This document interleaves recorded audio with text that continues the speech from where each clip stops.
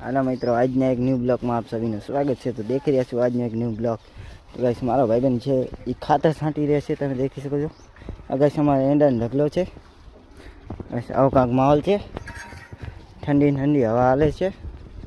અમે બધા ખાતર નાખી રહ્યા છીએ ગાઈસ। બાકી બધા અંદર ફ્રેન્ડ બધા ફરાઈ રહ્યા છે, દેખી શકો છો ગાઈસ। જો વાયરા